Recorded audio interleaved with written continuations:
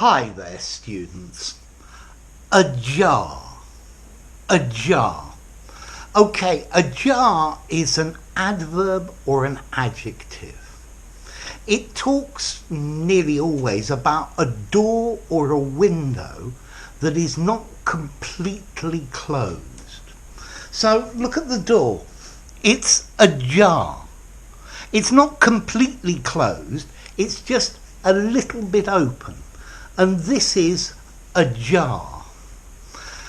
Now notice this word, this adverb and adjective ajar, is one of these post-positive adjectives, which means you can't say an ajar door.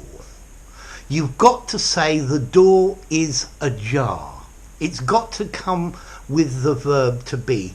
He is awake. Not an awake person, but he is awake. So the door is ajar. Could you leave the window ajar so that there's a little bit of ventilation in here?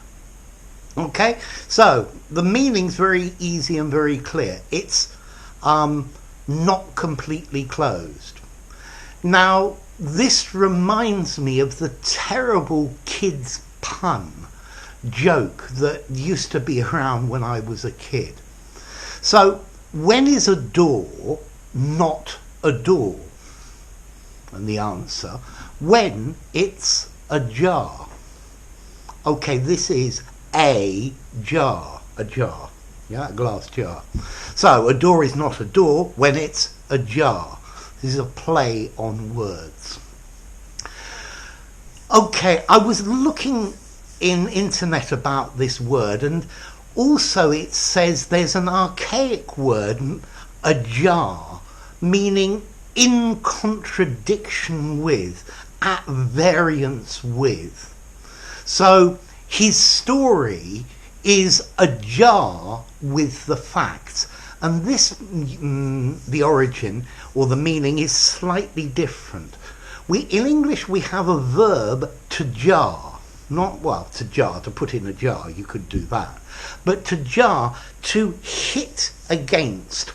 So, for example, this door, if you opened it and it hit against the ground when you were opening, that is to jar.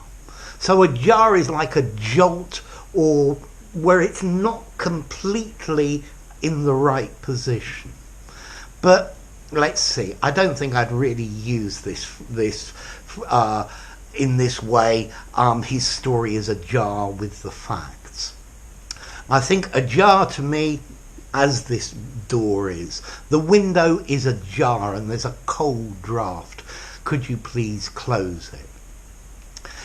Let's see, apparently the origin, this comes from 17th century English, or maybe earlier. Char, and char means turn. A char on the turn, so not completely closed but on the turn. Yeah? So, ajar, not completely closed. I will leave the door ajar because I know you don't have a key, so you'll be able to get in when you arrive home. So what about formality? Ajar.